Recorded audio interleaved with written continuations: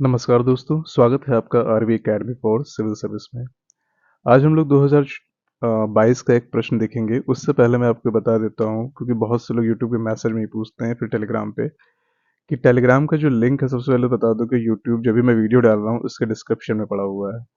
उसके बाद Telegram group पे टेस्ट सीरीज चल रही है 2023 वालों के लिए, और जो अगले साल देना चाहते हैं उनके लिए भी। 2023 की हिंदी मीडियम की फीस है 1,000 रुपये। 4 से 5 क्वेश्चन दिए आते हैं डेली। कॉपी जो है आपकी 3 दिन तक चेक हो जाती है, ऑलमोस्ट 3 से 4 दिन, हालांकि अभी जो है वो 48 घंटे के अंदर हो जा रही है। इंग्लिश मीडियम की फीस है 12,000। ये वन टाइम पेमेंट है, मंथली पेमेंट नहीं है। 2024 के लिए अगर कोई करना चाहता है अभी से, तो 300 रुपये पर मंथ है। 2 से 3 क्वेश्चन दिए आएंगे। आफ्टर 20 जून, मतलब कि आज से 4 दिन बाद, फीस जो है वो इंक्रीज कर देंगे, ये हो जाएगी। तो अगर अभी आप ज्वाइन करना चाहते हैं तो कर सकते हैं। चलिए आते हैं हम लोग अपने क्वेश्चन पे। और क्वेश्चन देखिए ये है कि राज्य के मुख्यमंत्री और राज्यपाल के कार्यों एवं संबंधों पर चर्चा कीजिए। ठीक है। 8 नंबर का क्वेश्चन आया था 2022 में, पेपर 2 में। कार्यों एवं संबंधों यानी कि 4 और 4, ये हमेशा ध्यान रखना है, कुछ लोग भूल जाते हैं। अगर आपने ये अच्छा लिख दिया, इसको थोड़ा कम लिखा, तो आप कितना भी अच्छा लिखेंगे, हो सकता है 4 में से आपको 2.5 मिल जाएगा, 3 मिल जाएगा। लेकिन अगर आपने ये खराब कर दिया तो यहाँ डायरेक्ट आप जो है 1 नंबर पे आ जाएंगे। इसलिए दोनों पे ध्यान दीजिएगा। तो चलिए हम लोग ध्यान देते हैं। लिखने को इसमें बहुत कुछ है, लेकिन हमें चूंकि उसी हिसाब से लिखना है जिस हिसाब से पूछा गया है, 125 वर्ड्स के हिसाब से। तो देखिए, पहले हम यहाँ कर देते हैं राज्यपाल, यहाँ हम कर देते हैं सीएम, और हेडिंग बीच में होती है कि मुख्यमंत्री एवं राज्यपाल के कार्य। तो पहले हम कार्य बता देते हैं। तो कार्य क्या क्या है? राज्य की कार्यपालिका शक्ति राष्ट्रपति में निहित होगी, अनुच्छेद 154 के अनुसार। यानी कि राज्य में जो भी कार्य किए जाएंगे, उसकी जो कार्यपालिका शक्ति होती है वो राज्यपाल में निहित होती है। मुख्यमंत्री और मंत्रिपरिषद की नियुक्ति। मुख्यमंत्री की सलाह पर राज्यपाल मंत्रिपरिषद की नियुक्ति करता है, अनुच्छेद 164 के अनुसार। मुख्यमंत्री जिनको कहेगा कि इनको मंत्री बनाना है, उनको राज्यपाल मंत्री बनाएंगे, उस पर नियुक्त करेंगे। प्रशासनिक निर्देशन का अनुपालन, जैसे सेंट्रल से, केंद्र सरकार से प्रशासनिक निर्देशन आते हैं कुछ, अनुच्छेद 256 और 57 के तहत, तो उसका अनुपालन का जो कार्य है वो राज्यपाल का होता है। ये राज्यपाल देखता है।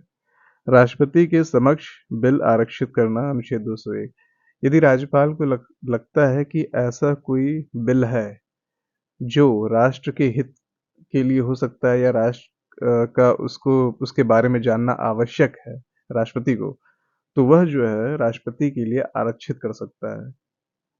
तो ये हमने शॉर्ट में बता दिया कि राज्यपाल के कार्य क्या है। इधर हम सीएम के काम बता देते हैं। मोटे मोटे कार्य तो बहुत है, बहुत कार्य हैं, बहुत शक्तियां हैं दोनों के। लेकिन चूंकि हमें जब पूछा ही 4 नंबर का है, तो हमें उस हिसाब से लिखना होगा। तो राज्य में मंत्रिपरिषद का निर्माता जो है ये होता है आपका सीएम। राज्य में जो मंत्रिपरिषद है उसका ये गठन करते हैं, और इसके रिकमेंडेशन जो है राज्यपाल को करते हैं। विभागों का बंटवारा करते हैं। किस मंत्री को कौन सा विभाग दिया जाए, इसका निर्णय सीएम साहब लेते हैं। विकास व नीतियों का निर्माता, जितनी भी योजनाएं होती हैं उसके हेड में जो है वो सीएम होते हैं। वो अपने हिसाब से डिसाइड करते हैं कि हमें क्या करना है, क्या नहीं करना है। उच्च पदों पर नियुक्ति के संदर्भ में, जैसे कि मान लीजिए आपका महाधिवक्ता हो गया, राज्य लोक सेवा आयोग हो गया, राज्य मानवाधिकार आयोग हो गया, तो इस तरह के जो पद हैं उसके नियुक्ति के संदर्भ में जो निर्णय है वो सीएम लेते हैं, भले ही उनकी नियुक्ति राज्यपाल के थ्रू की जाए, जो राज्य के पद है। और उसके बात करें कि राज्य योजना बोर्ड का अध्यक्ष, तो राज्य योजना बोर्ड का जो पदेन अध्यक्ष होते हैं वो सीएम साहब होते हैं। अब दोनों के मध्य संबंध क्या है ये देखें। दोनों के मध्य संबंध बेसिकली डिपेंड करता है कि सेंट्रल में किसकी सरकार है, राज्य में किसकी सरकार है, या दोनों जगह सेम लोगों की सरकार है। तो इधर देख लेते हैं। मान लीजिए केंद्र व राज्य में एक ही सरकार हो, केंद्र में भी कोई एक पार्टी की सरकार हो और राज्य में भी सेम उसी पार्टी की सरकार हो, तो दोनों के मध्य, यानी कि केंद्र और राज्य के मध्य जो है संबंध मधुर होते हैं। संबंध मधुर होंगे तो दोनों जो है सहयोगी की तरह कार्य करेंगे, ना कि अलगाव या वियोगी की तरह। दोनों सहयोगी की तरह काम करेंगे। कार्यों में शीघ्रता आएगी, जानबूझ करके परेशान नहीं किया जाएगा किसी अच्छे बिल को लेकर के, कि ये बिल भले ही अच्छा हो लेकिन हमारी पार्टी नहीं ला रही है, ये इसको ये ला रहा है, अब इसको रोकना जरूरी है, नहीं तो वोट बैंक जो है अच्छा खासा इसकी तरफ खिसक जाएगा।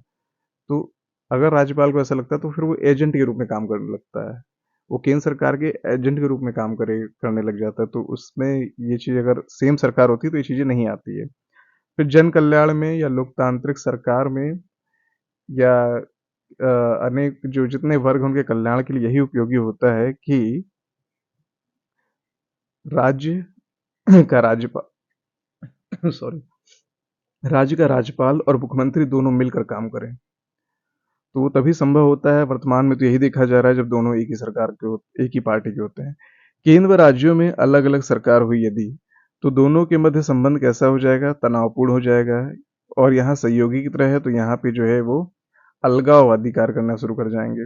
कार्यों में शीघ्रता आएगी तो विलंबता आएगी। जैसे मैंने बताया, कोई अच्छा बिल है, कोई एजुकेशन से रिलेटेड कोई सस्ता करने वाली चीज है, किसी को प्रिविलेज देने वाला बिल है, तो राज्यपाल उसको रोकने की कोशिश करेंगे कि ये इस पार्टी द्वारा दिया जा रहा है, इसको वोट प्रिविलेज ना हो। तो यहाँ पे विलंबता आती है। इससे क्या होगा, फाइनली लोक कल्याणकारी कार्य करने में बाधा पहुंचेगी। ठीक है। उसके बाद हम यहाँ एंडिंग में कुछ लिख सकते हैं जो हमें देना है कि हमें भाई नंबर तो चाहिए ना। तो हम ये लिख सकते हैं कि वर्तमान में, देखिए एक बात पहले मैं बता देता हूँ क्लियर। पेपर टू की कुछ डिमांड है, जैसे पॉलिटी की या गवर्नेंस की। इसकी डिमांड क्या है? इसकी डिमांड ये है कि पहली बात तो जब आप कुछ लिख रहे हो तो वहाँ आर्टिकल मेंशन करें।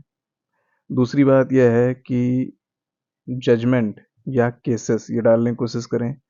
तीसरी बात यह है कि रिकमेंडेशन, यानी कि किसी आयोग, संस्था, सेकंड ARC या पुंछिया कोई भी रिलेटिव से पूछा जाए तो उस चीज़ को आप रिकमेंड करेंगे तो आपको फ़ायदा मिलेगा। ये सेकंड पेपर की एक अलग से डिमांड होती है। बाकी फ्लो चार्ट, डायग्राम ये तो हर पेपर में चाहिए। यहाँ ये 3 चीज़ आप करेंगे तो आपको फ़ायदा मिलेगा। अब चूँकि हमें करना था, इसलिए भूमिका बनाना था। अगर आपको जैसे, अगर ये मान लीजिए 135 शब्द का हो सपोज़ अगर ये मान लीजिए 135 140 शब्द का हो तो आप चाहे तो इसको और कम कर सकते हैं या इधर से कुछ कम कर सकते हैं। ठीक है? लेकिन चूँकि मुझे समझाना है, मैं समझाने के लिए पढ़ा रहा हूँ, तो मैं आपको ये चीज़ें बता दे रहा हूँ।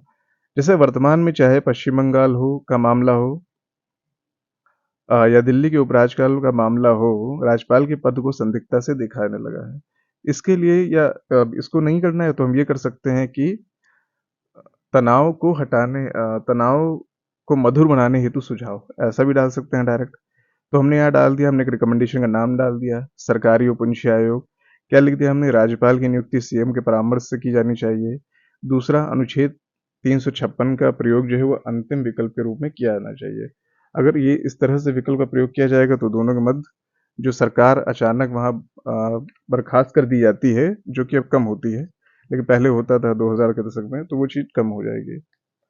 और भी रिकमेंडेशन आप चाहे तो सुन सकते हैं, लिखना चाहे तो लिख सकते हैं। मैंने उसमें नहीं लिखा है क्योंकि ज़रूरत नहीं थी। जैसे मान लीजिए कि सक्रिय राजनीतिज्ञों को राज्यपाल न बनाया जाए, ये सरकारी आयोग कहता है।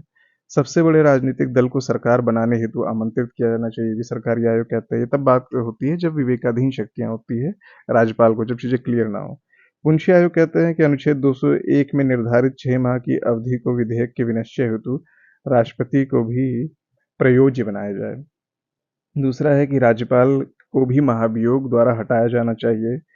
सीएम को बहुमत सिद्ध करने के लिए राज्यपाल द्वारा समय सीमा निर्धारित करना चाहिए। इस तरह के कई सारे हैं, मैंने आपको इम्पोर्टेंट बता दिया है, आप चाहे तो उसे लिख भी सकते हैं। फिर हमने यहाँ पे मान लीजिए केस का नाम देना हो तो हमने दे दिया है, मुंबई वाद हुआ था और एक हुआ था रामेश्वर प्रसाद वाद। के निर्णयों के आधार पर राज्यपाल को अपने कृत्यों का निर्वहन करना चाहिए। इस बात पर ध्यान देना चाहिए क्योंकि वर्तमान में देखा जा रहा है कि निर्णय तो आ गया लेकिन फिर भी वो निर्वहन में नहीं लाया जा रहा है। ये क्या थे मैं आपको बता देता हूँ, क्योंकि ये चीज़ जल्दी जो है नहीं मिलती है जब तक बहुत मेहनत न की जाए। तो बम्बई केस में कहा गया था कि न्यायालय द्वारा बहुमत की जांच हेतु फ्लोर टेस्ट को प्राथमिकता प्रदान की गई थी। जो बहुमत है कि किसको बहुमत कम मिला है, ज़्यादा किस पार्टी को बनाया जाए, जब ऐसी स्थिति आ जाती है तो फ्लोर टेस्ट जो होता है आपका, फ्लोर टेस्ट, इसको प्राथमिकता प्रदान की गई थी। साथ ही साथ ये कहा गया था कि अनुच्छेद 356 का प्रयोग न्यायोचित एवं संयमपूर्ण उपयोग किया जाना चाहिए, ना कि राजनीतिक लाभ के लिए। इसका आप यूज अगर कर रहे हो तो आप राजनीतिक लाभ के लिए नहीं करेंगे, यदि आवश्यक है तभी करेंगे। रामेश्वर प्रसाद वाद की अगर बात करें तो कोई राज्यपाल लोकतांत्रिक सरकार के गठन की एक विधि के रूप में निर्वाचन के पश्चात बनाए गए गठबंधन को अवैध घोषित नहीं कर सकता है। यदि निर्वाचन हो चुका है, इलेक्टेड हो चुके हैं, तो उसके बाद जो गठबंधन बनाया गया है तो उसको वो अवैध घोषित नहीं कर सकता है। ये चीज़ है।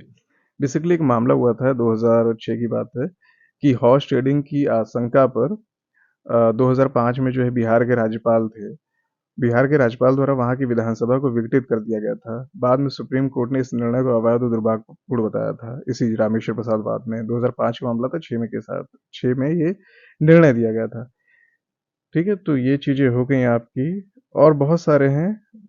मैं अपने जो ग्रुप में है मैं उनको दे दूंगा बाद में। फिलहाल ये है कि इस तरह से डील किया जाएगा। ये ध्यान दे कि 4 नंबर का ये है, स्पष्ट रहे, और 4 नंबर का ये है। और ये बताइएगा या खुद से सोचिएगा, क्या इस तरह से आप डील कर रहे हैं? क्योंकि क्वेश्चन देखने में तो बहुत इजी लग रहा है, राज्य के मुख्यमंत्री और राज्यपाल के कार्यों में संबंधों पर विचार कीजिए, उससे सीधा सीधा लग रहा है। लेकिन सोचिएगा, क्या आप अगर डील कर रहे हैं कि नहीं कर रहे हैं, तो इस तरह की प्रैक्टिस करिए। ये वन टाइम की चीज़ नहीं है। या आप जब रोज लिखेंगे, या इस पे पहले से ही तैयार रहेंगे कि यहाँ से तो क्वेश्चन आना ही आना है, जब फेडरलिज्म की बात आएगी तब यहाँ पे लिखना ही लिखना पड़ेगा, जब डायरेक्ट ये पूछेगा तब लिखना पड़ेगा। जैसे यहाँ मुख्यमंत्री राज्यपाल है, वैसे वहाँ पे पीएम और राष्ट्रपति है। इन दोनों के संबंध जब बिगड़ते हैं तो बिगड़ने वाले ही क्वेश्चन आते हैं, अच्छे वाले नहीं आते। तो कब बिगड़ने वाले? जैसे कि पीएम किसी पार्टी का है, राष्ट्रपति किसी पार्टी का है, तो इस तरह की चीजें आती हैं। तो वहाँ पे सेम चीज है। तो जब भी पढ़िएगा तो प्रेसिडेंट और पीएम एक साथ पढ़िएगा, उसके बाद सीएम और गवर्नर एक साथ पढ़िएगा। ये एक अच्छा तरीका होता है। Okay, thank you very much.